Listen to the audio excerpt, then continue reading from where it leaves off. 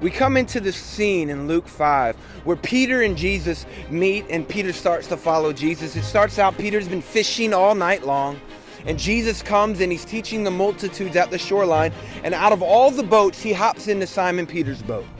And Jesus says to him in Luke 5:4, it starts out and it says, he stopped speaking and he said, "Launch out into the deep, cast your nets to make a catch." And Simon answered, "Master, we have toiled all night and caught nothing.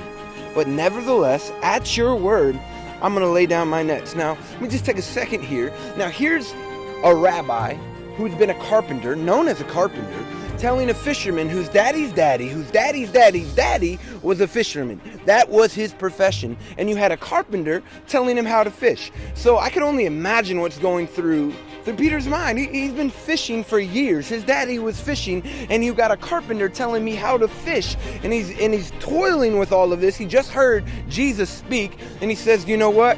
All right, I'm going to trust you, but if I got a boat problem, you can fix it, sand it down, because you're a carpenter, put a little nail in it or something. But I'm going to trust you. Nevertheless, at your word, I'm going to lay down the nets."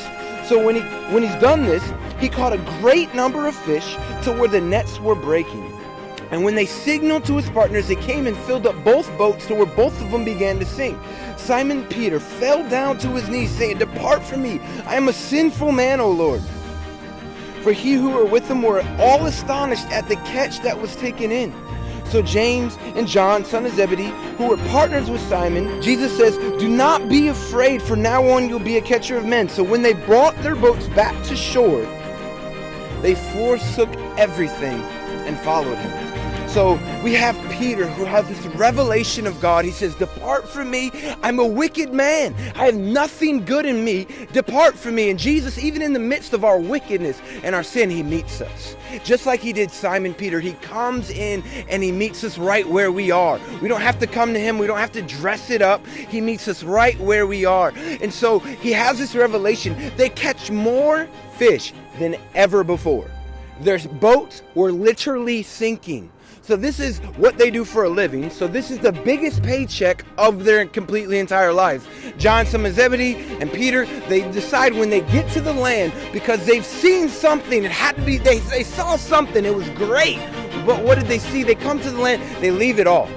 The biggest paycheck of their life. Now, for me, this is a little frustrating. I'm going to be honest with you. It's a little frustrating because I'm like, Jesus, we could build an orphanage. We could build, a church building. But he says it doesn't matter. Because, see, they found something that was worth far more than any paycheck, far more than any popularity, far more than any respect. They found the living God. And it was worth leaving everything, forsaking it all, because they found Jesus.